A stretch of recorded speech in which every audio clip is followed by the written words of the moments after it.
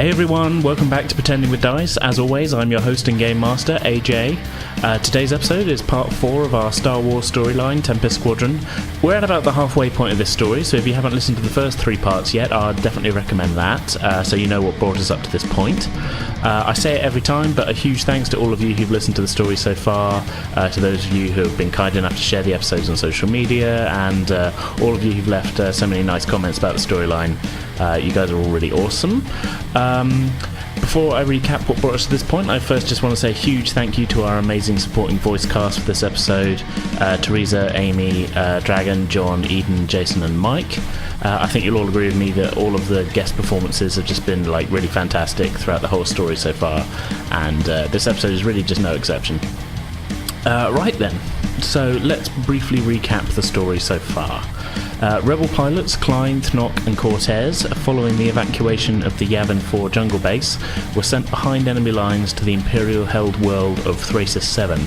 The purpose of their mission was to make contact with a mysterious informant known only as V, after Alliance intelligence received a cryptic message intimating that V might be able to help them acquire some new X-Wing fighters. The message contained only 3 pieces of information: the name of the planet, Thrasis VII, the name of a cantina, the Sleeping Fleet, and an instruction to ask for V. Arriving on the planet, after a strange guided tour by a malfunctioning droid, the 3 pilots found their way to the Sleeping Fleet. There, in a kind of tense standoff with a bartender droid, were told to return the following evening for their meeting with V. Apart from a short street fight with a pro-Empire restaurant owner, that's pretty much where we left off at the end of the last episode. So, without further ado, let's begin.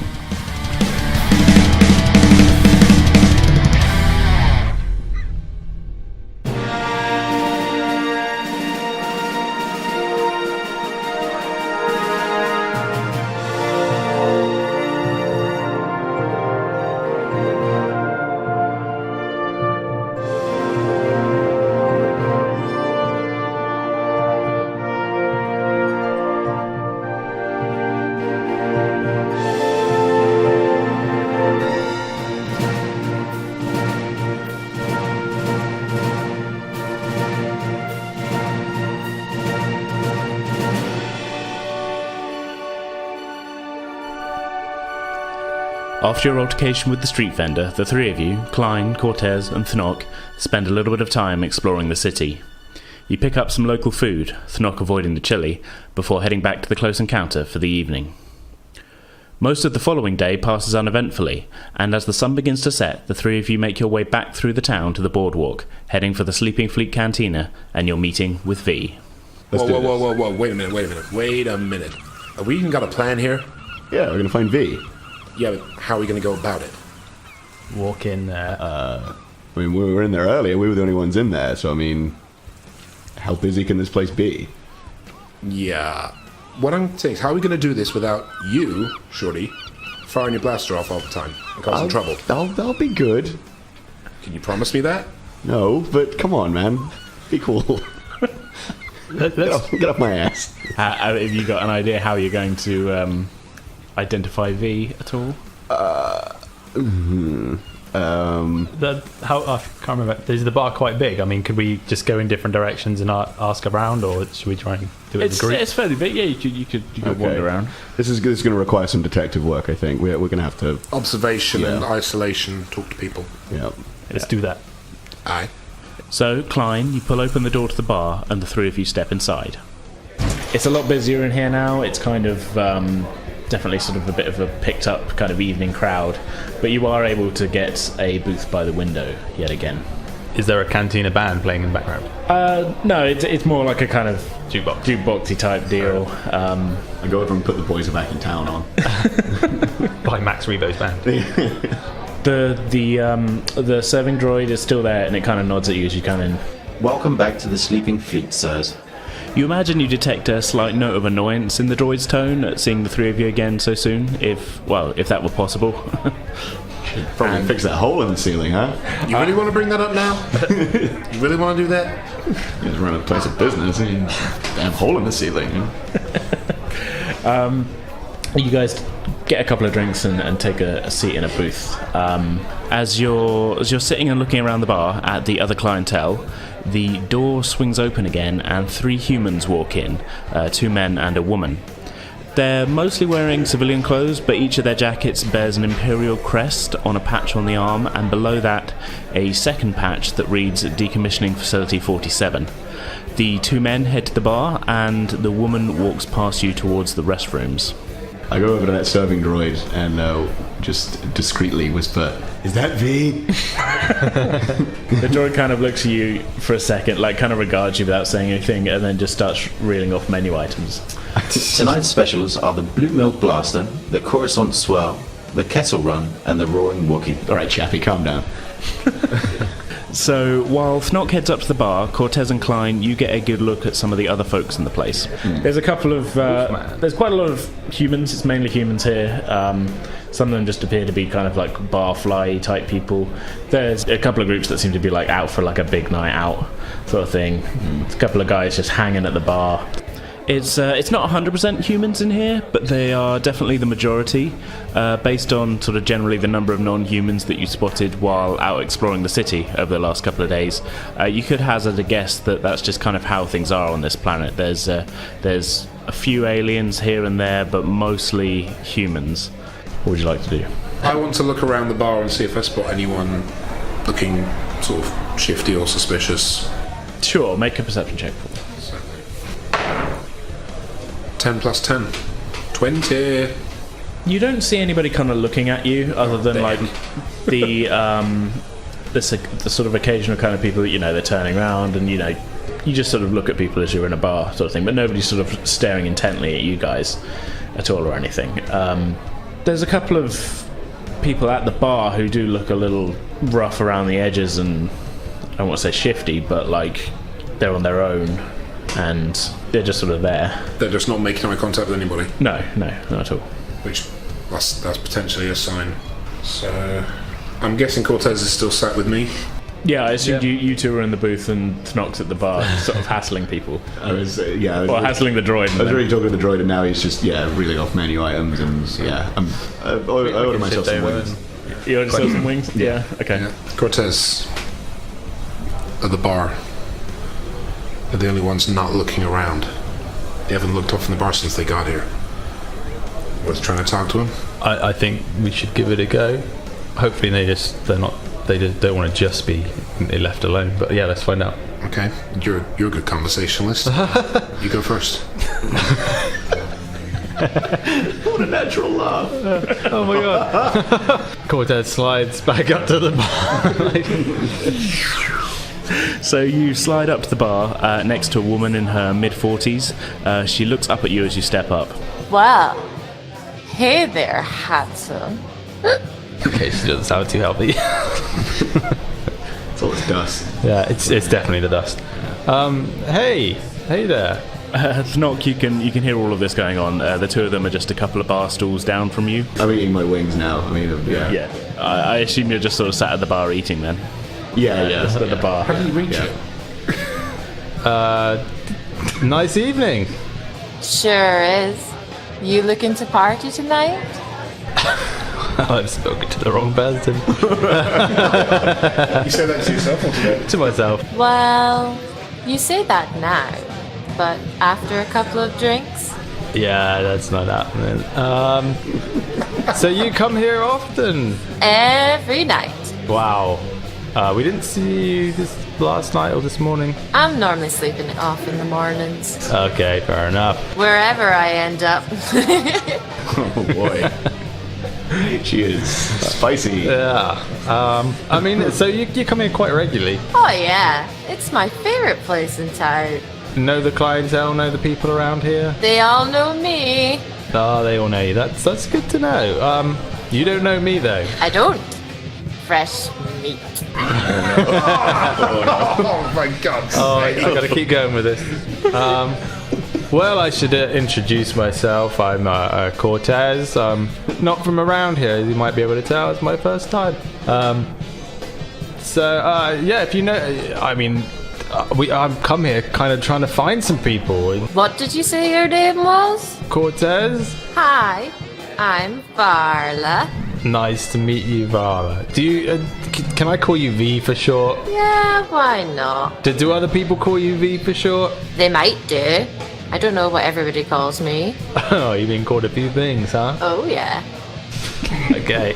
I'm gonna go get a drink. I'll be right back. Mine's a double. I'll get you a double. So you're heading back I'm over going to back over. Klyne. I think we might have found our person. I think it sounds more like you found your person. I want an invite to the wedding. Well, this could be a one night only thing. So To be fair, if the mission was to find someone named V, we technically found it. We've done it. Probably so. go home. Yeah. Oh, so you're back with us? Thnock. Yeah, I'm covered in come over as well. Covered in wing because you- sauce. Yeah. Wing sauce. Yeah.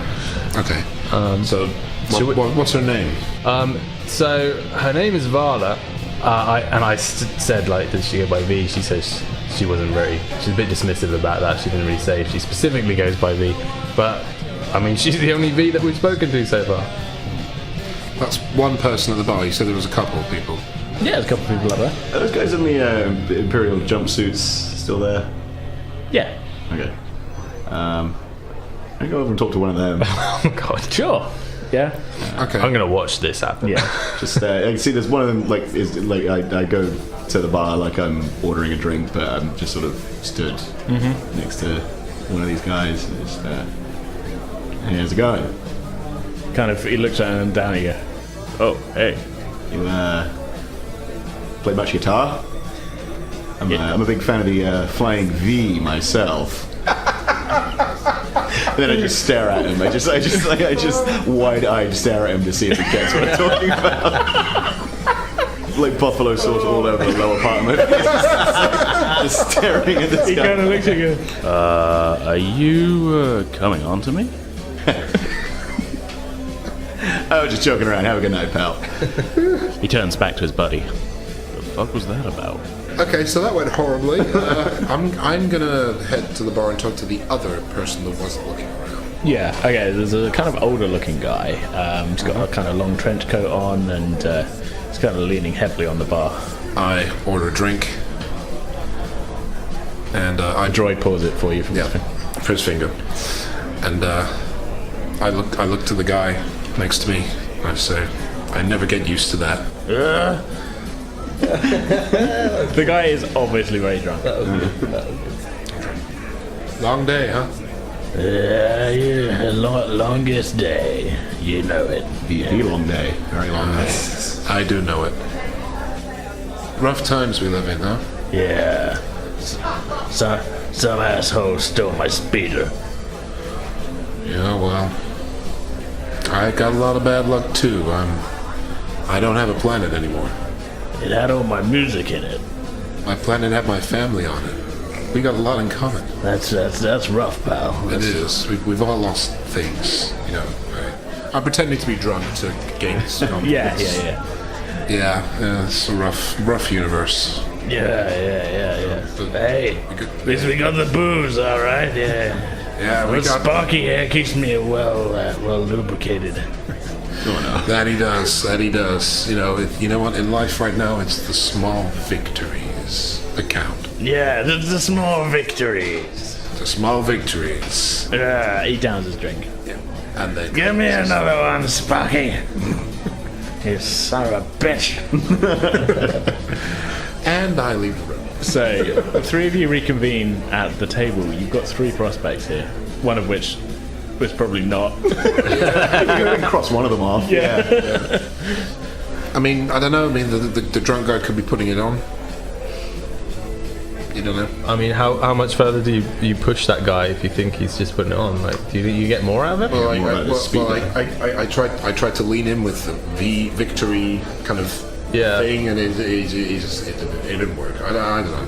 He looks like a sad sack. I mean, I honestly don't know what we're gonna do here. I think your lady friend. I mean, she's friendly. She's very friendly. She's very friendly.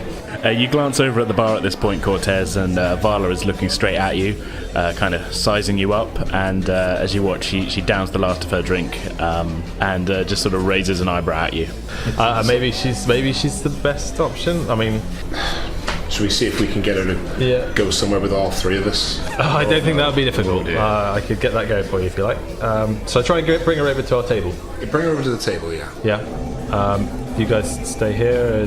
Yeah. Thnock, best behavior. I mean it though, man. Hey man, I'm cool.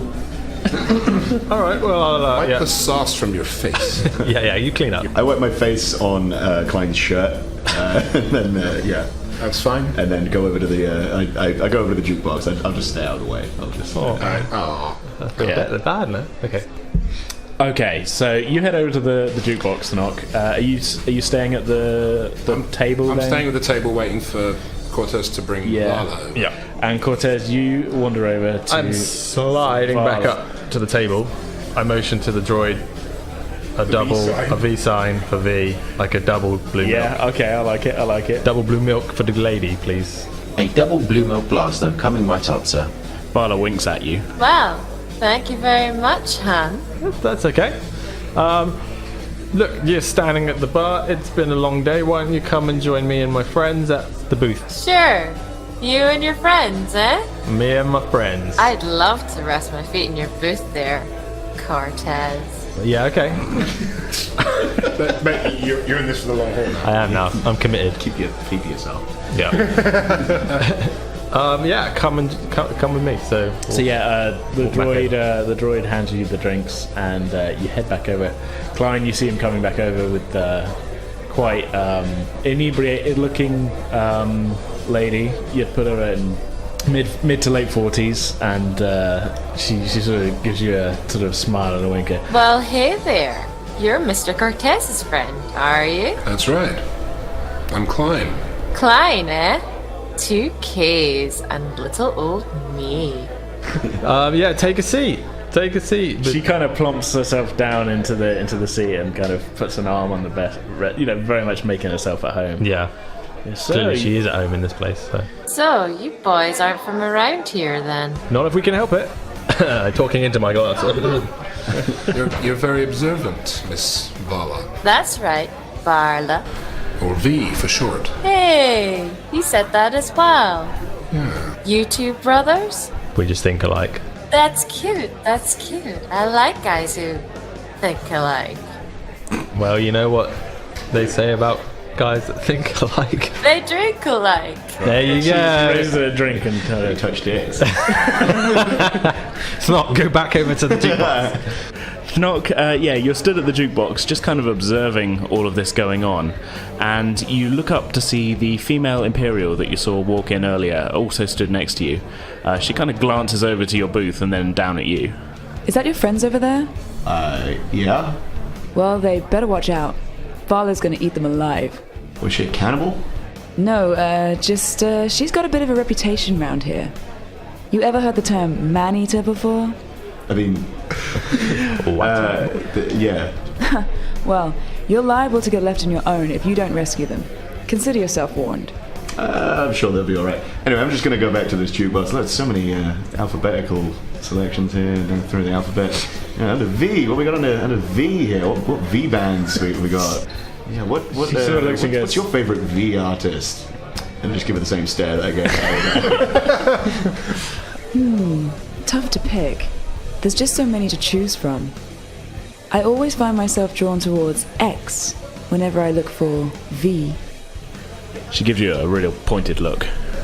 Oh my god. Excuse me, I left my credits over on the table in the booth there. I'll be back in a second. Sure thing. I'll be waiting here. Whisper to Kortez. This chick's trying to sell us some ecstasy, man. She's gonna hook us up. This party's about to get lit. Really? Yeah. She really? No, but I'm pretty sure that I think we found who we're looking for. Oh, what, the lady that we're talking to? Absolutely not. What? It's okay, Kortez, I got this. I'd stand up and immediately run away. Run over. I suddenly stand up and leave Kortez. Okay. To deal with Vala. So Vala stands up as well, and she sort of gets onto the same bench side as you in the booth, kind of blocking you in, and sort of like leans up against you. Goes, So, just the two of us now then. Yeah, it looks like that. That's Sai. So he's stuck with. Yeah. Okay. I've gone over to. Okay. All right. I'm heading over towards. You going? I'm going back over to the jukebox. Don't leave me, Yeah, man. I'm going with Thnock. Don't leave me, man. I'm going with Thnock to the jukebox. Sure. Heck. That seems like you're having a good time. Yeah, I'll go back over to the jukebox and Blast. The new turn. So, Klyne, you follow Thnock back to the jukebox in the corner, and standing there is a young woman, you'd guess mid to late 20s, with dark hair. Her jacket has a patch with the Imperial crest on it, and she's definitely watching you approach as you head up. Ah, so one of them managed to get away then. Yeah, he's real smooth about it too. My little friend here says you're into X. She eyes the two of you closely for a second, then quietly says, IDs, quickly. Okay, I reach in underneath my shirt and I pull out some dog tags, one of which has a rebel insignia on it. I pull out 2 sets of dog tags, one of my own, and the other one is Kane's. She quickly looks at yours, Klyne, and then looks a little confused at the 2 sets that you're holding out, Thnock. Well, which one are you? Who's asking? Just kidding. I'm Thnock. Okay, alright, put him away, put him away. I put it away. We can't talk here. Too public for what I need to tell you. Have you got somewhere we can speak privately? Yeah, we've got a ship. Your ship should do nicely. She nods towards the 2 guys she came in with, still stood at the bar. I'm here with some co-workers. They're not part of this though. I'll have to give them the slip before we meet back up. Ah, that'll be why It's guy, yeah. I figured a night on the town would be a good cover. Tell you what, you head back to your ship and I'll meet you there. We're in Bay 37. 37, alright. I'll meet you there in 4 hours, okay? Wait, how did you know it was us that were looking for you? You're kidding, right? This place is a dive. Don't think they've had much in the way of new customers for a long time. You guys stick out like a sore thumb. Yeah, okay, yeah. That's fair. Okay, 4 hours, Bay 37. The name's Vela, by the way. Okay. She gives you a wink and turns to walk away, raising her voice so that the Imperials at the bar can hear her. Let you buy me a drink? Not in a million years. She rejoins them at the bar and jerks a thumb back at you guys. Get a load of those off-world moof milkers. Freaking weirdos. Right, whose round is it? Well, that went well. Yeah, we should probably rescue Kortez. Yeah. You look over and, Vala has got her tongue in Cortez's ear and he's looking very, very uncomfortable. I walk back over and say, Dr. Kortez, we just got a call from the hospital where we all work. It's an emergency. Oh, you're a doctor, eh? I like it. Dr. Thnock, thank you for this information. V, I'm really sorry. I'm gonna have to go because, as you heard, I'm really in need. I was It's an emergency. it's an emergency butt thing. surgery. Yeah, for the butt. That Sorry. guy's got 2 butts. It's gonna be messy, so it might be a long night. I'll see you tomorrow. I'll hold you to that. Sounds good. Maybe you can play doctor with me. Oh, you never know. See you later. Bye, hon. A slide under the table and out. As you go past, she kind of grabs your ass. Oh, hey!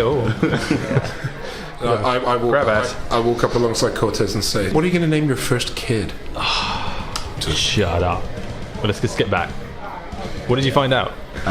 Well, I think we're gonna find out in about 4 hours, but I think we might be in business. We're going to head back to the ship and await our contact. Thank God. So you're making your way back through the city towards the spaceport.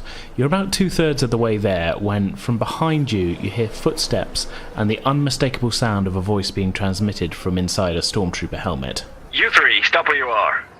You turn to see a pair of stormtroopers standing there, guns in hand. A little way off down the road and looking kind of partly angry, partly smug, you can see the restaurant owner who you got into a fight with the previous day. You get the feeling that he'd maybe seen you passing and pointed the stormtroopers towards you. Nice going, guys. Nice game. Let me see some identification. You don't need to see either identification? The trooper who spoke points his blaster at you menacingly. IDs, now. Shit. Just in I thought that would work, guys. I thought that would work. How many stormtroopers are here, or is it just the one? Just the 2. Just the 2. I reach in my back pocket and hand him a single credit. That's just insulting.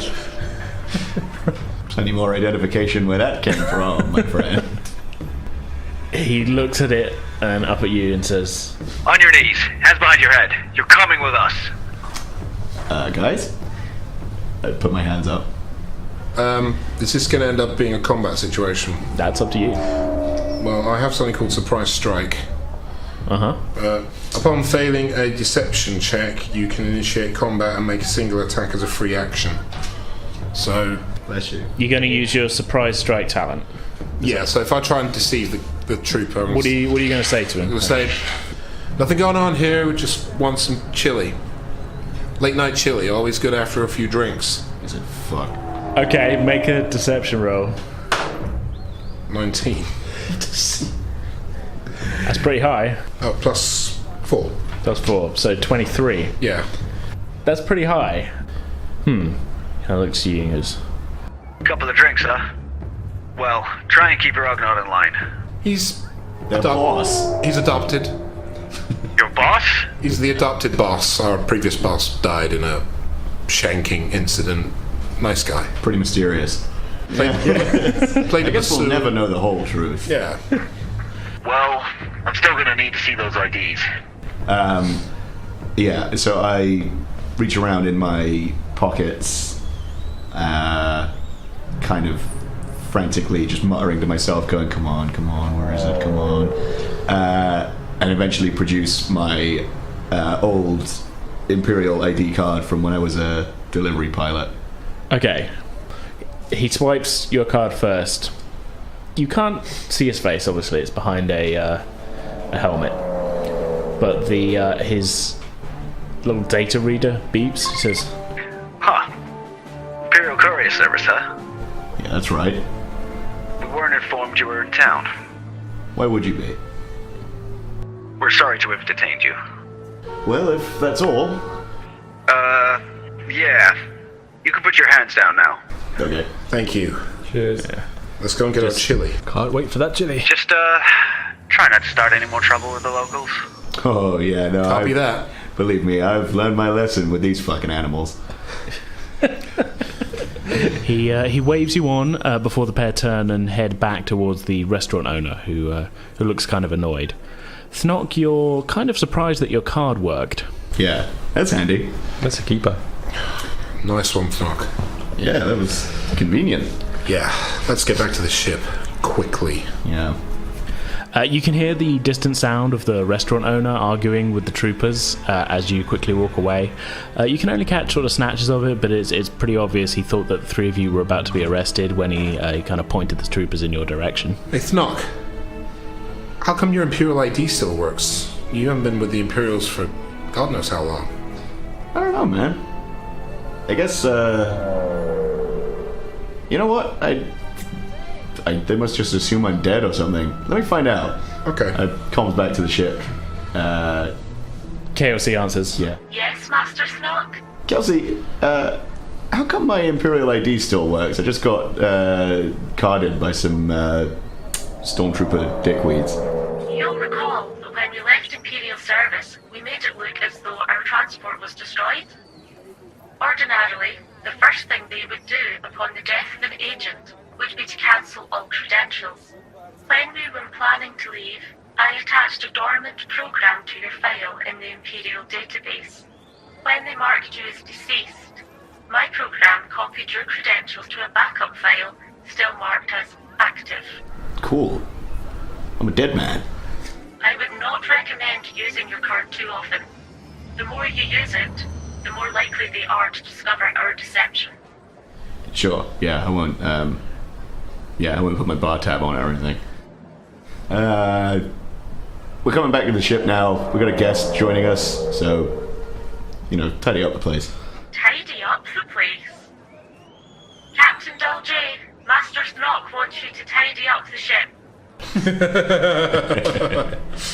See you in a bit. Guys, Dulce's such a bitch. Okay, so you continue back to the close encounter without incident, making your way through the spaceport and sobering up a little along the way. A couple of hours pass. I take it you're all just kind of hanging out in the ship's living area during this time? Yeah. Dolce calls to you from the cockpit. Someone is approaching. Okay. I think this is our gal. So, waiting patiently at the bottom of the ship's ramp is your contact, Vela. She looks up at you as you step into view. Oh, hey, I found the ship all right. That you did. Bay 37. That's us. So, Did anyone notice you guys talking to me? Don't think so. I think so. We had to talk our way out of a situation with a couple of stormtroopers, but that was due to an earlier incident with a local vendor. Guy's a dipshit. Huh.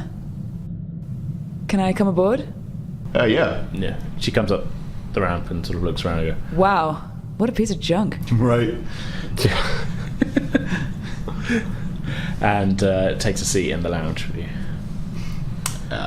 You want a drink? No, I'm fine, thank you. This shouldn't take too long. Okay. So, we got your message. What can you tell us? Well, I guess I should introduce myself properly, now that we're in private. My name is Vela Mora. I'm one of the chief engineers over at the decommissioning facility. My father is Dr. Ruvan Mora. He worked at Incom back before the Empire closed them down. He's the whole reason why I contacted you. I heard of that guy. I thought he went missing. Yeah, funny thing. He kind of did. He went missing here, with me. Well, you saying you hid him away? Yeah, that's right. I'd only been working here for a year or two when it all happened. I'm no big fan of the Empire, but a job's a job, and I figured I was following in the family business, working on starships. My father got in contact with me a couple of weeks before the Empire moved in. He was scared. Said the project they were working on had ruffled a few feathers and there were rumors of a takeover. The hostile kind, at the end of a blaster kind of hostile. I told him to come here in secret. He had a whole load of data from the project with him. The Empire can't have been too happy about that. They just put me in charge of looking after the reactor units on all of the old Republic cruisers, so I hid him away aboard one of them, the Tempest. How long has he been hiding away for?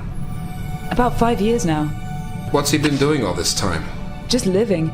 The first year or so we were so paranoid about somebody finding him, or someone from the Empire hunting him down. He spent most of the time hidden inside the Tempest ventilation system. We were so scared. But as time went on, nobody came. Those ships just sit there. The only people that go on board are maintenance crews from the facility. And since I was put in charge of those, I could make sure he never crossed paths with them. So what are you guys looking for? Well, it was all fine until about 6 months ago, when the Empire brought in a new officer to oversee the place, Major Tark. The first thing he did was conduct thorough searches of all the ships. I managed to get word to my father just in time, but it was a close thing. To keep himself from going stir-crazy, he started building some of his X-Wings from scratch aboard the Tempest. Luckily, they were still in enough pieces when the searches happened that I was able to pass them off as leftover spares from the Clone Wars days. I don't trust this Tark. He's ambitious, and I'm pretty sure he knew something was going on aboard the Tempest, even if he didn't have proof. If my father hadn't been able to hide so quickly, we wouldn't be having this conversation. We need to get off-world as soon as possible, and we are willing to join your rebellion. Okay. We could help you with that. If we get you off-world, what can you offer the rebellion? Well, apart from our technical expertise, my father is in possession of one of the original copies of the X-Wing blueprints. I'm sure your techs will be itching to get their hands on that. On top of that, we've got 4 flight-ready X-Wings waiting aboard the Tempest. Frankly, we need to get out of here, and my employment aside, the Empire is no friend of ours.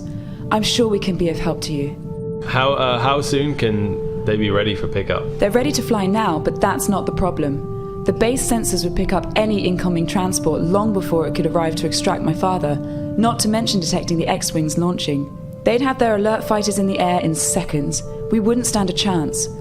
We need to take down those sensors somehow, to have any hope of pulling this off. Sure. Okay. Find Vela's father. Extract him. On the close encounter, get Dolce to get the 2 of them out of here.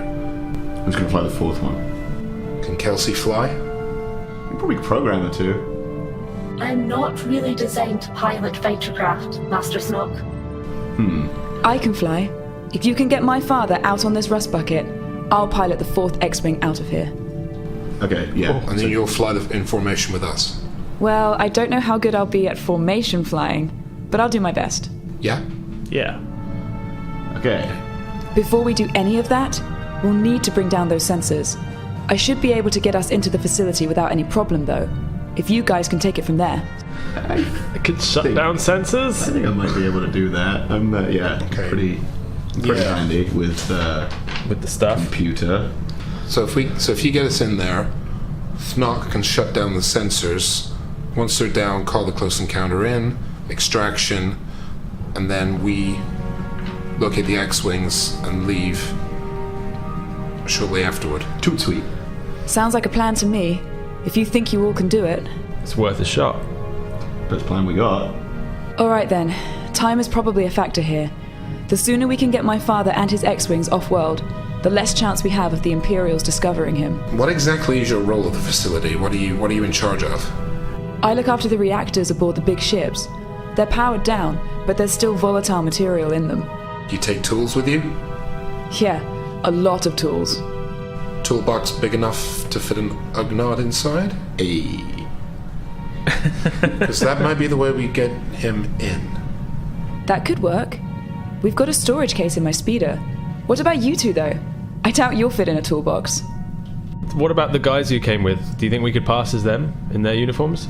She looks between you, Kortez, and you, Klyne, just kind of sizing the two of you up before nodding. Yeah, that could work. They're back at the hotel at the moment. They met a couple of ladies. Oh dear. No, this is good. We can take their gear. They're on leave for the next couple of days. They won't be missed from the facility.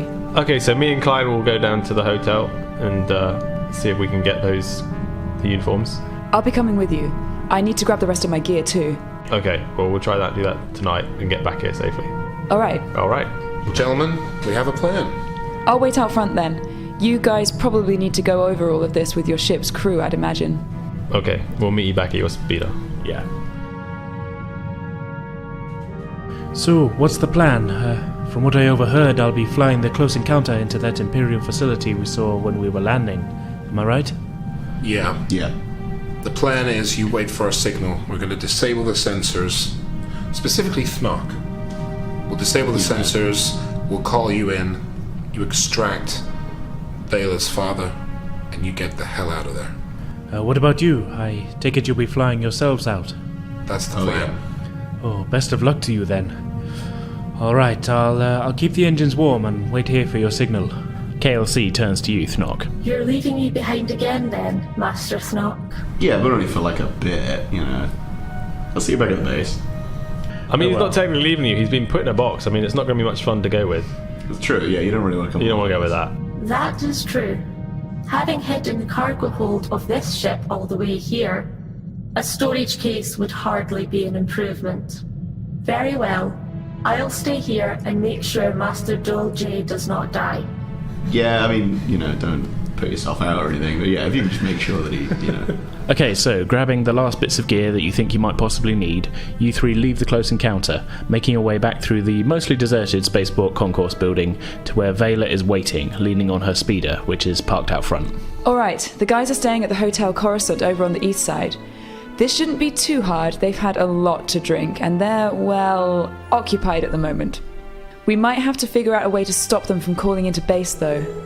I think we can deal with that. It's a short trip from the spaceport to the hotel as you all clamber into Vela's speeder, and she heads off through the entertainment district towards the east side of the city. Do we pass our robot friend? Glitchy's still walking down the street. Glitchy's walking along, just kind of following him is like looks like a couple of rodents and that. They're kind of following the lights a little bit, and as you drive past, you just catch a snatch of part of his spiel. Crowning jewel, the famous Theatre Republic. So you pull up in front of this hotel. Thnock, you now had a good chance to look at the crate on the back that you're going to be kind of hiding in. It is pretty roomy, to be honest. There's like a layer of tools on top. There's some stuff you can hide under a blanket and things. Yeah. Cool new pad. Yeah, it's not going to be that comfortable, but it's going to do for what you need it for. Okay, so are you hanging out by the speeder, or are you going in as well? Yeah, Yeah, why not all hands on deck? All hands on deck. You never know, yeah. You might need an extra hand. Yeah. So the Hotel Coruscant, like a lot of what you've seen of Regis City, has clearly seen better days. It has all the trappings of what was probably a high-class hotel at one point.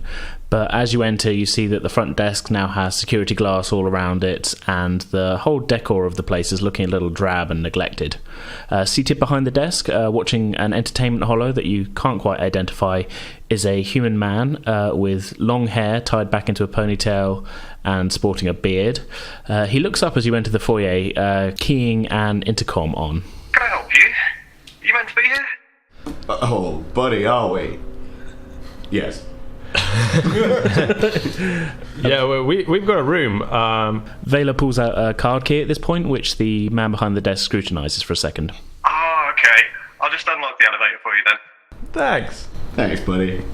Try not to be too noisy. You got it. Oh, no promises. Yeah.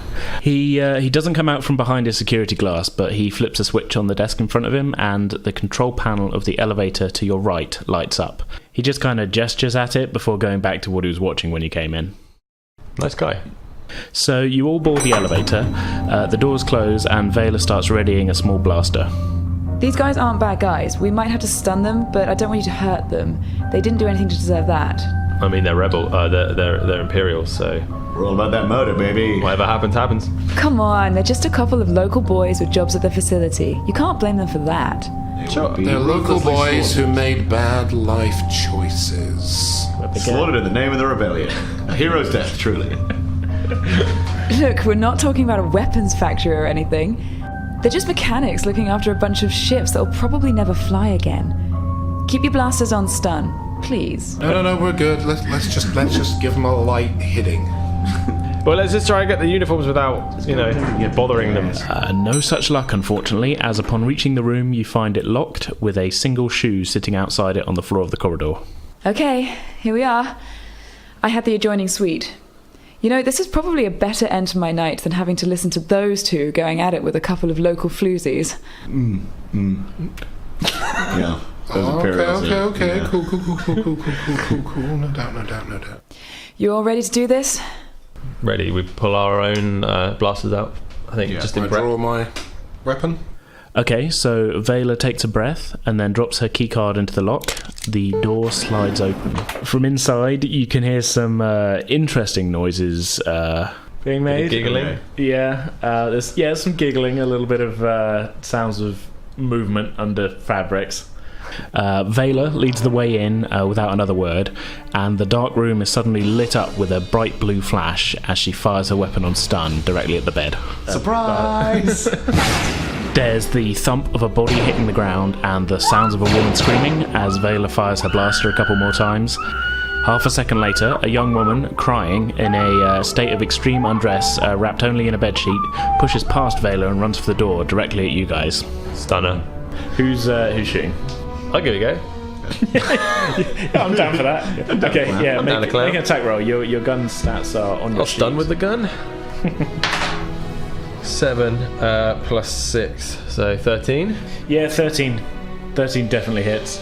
And I'm going to need you to roll some damage for me. So 4d6 plus 3. Yeah.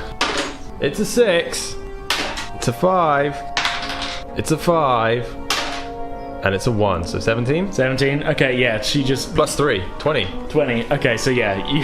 Out like a light. Yeah, this young lady wrapped in a sheet is running, just screaming towards you, trying to get out of the apartment, and you just, from the hip, just, stun her, and she just, the momentum carries her forward, and she hits her head on the... I knew that was going to happen. She hits her head on the way down, and is just unconscious on the ground. I'll pick her up and put her back on the bed. Okay, sure. You gentlemen. At this point, Vela turns the lights on, and you can see she started tying up the two guys. There's another girl as well, which is sort of she's stunned too. Okay, tie those two together. We don't want them running off and raising an alarm before we're on our way. So between the three of you make short work of tying up these 4 naked people. Looking around, you find the uniforms and gear that you're looking for in a couple of kit bags at the foot of each bed. Yoink. Yeah. These stun blasts should knock them out for 6 or 7 hours. Put the no disturbances sign on the door. The last thing we want is housekeeping finding them like this. Thnock, you flip the sign onto the room's door, and Klyne and Kortez, you begin changing into the pair of maintenance jumpsuits. They fit you two, but not perfectly. You reckon you should be able to deal with it for now, though. They're sure not going to be happy about this when they wake up, but we'll be long gone before they can do anything about it. Yeah, who gives a fuck? Before we leave, I just sort of, search around the room for... Yeah, just rifling through stuff? Yeah, no, I mean, you managed to gather up. These guys are clearly, they're on leave. They've brought they've cashed out and that. They've spent a bit on booze anyway, but you managed to get together about another 140 odd credits. Nice. Just from their stuff, along with a couple of energy packs. They had their tool belts with them, which was kind of weird for that, but yeah. What were they planning? Okay. Anyway. But yeah, you managed to get some stuff. There's a couple of bits you can nick if you like, but the credits are... Yeah, credits are the main thing. Okay, so the four of you head back down in the elevator. Passing through the foyer, you get a surprised look from the night porter behind his desk. You going out again so soon? Well, have a good one. Good night. Good night. See you, buddy. Calls. So, leaving the Hotel Coruscant behind, the four of you pile back into Vela's speeder. She expertly navigates the Regis city streets, and very soon you find yourselves leaving the buildings far behind you, the vast expanse of the salt flats stretching from horizon to horizon. The first tentative light of dawn creeping into the sky ahead of you, lighting the way to your final destination, the Imperial Decommissioning Facility.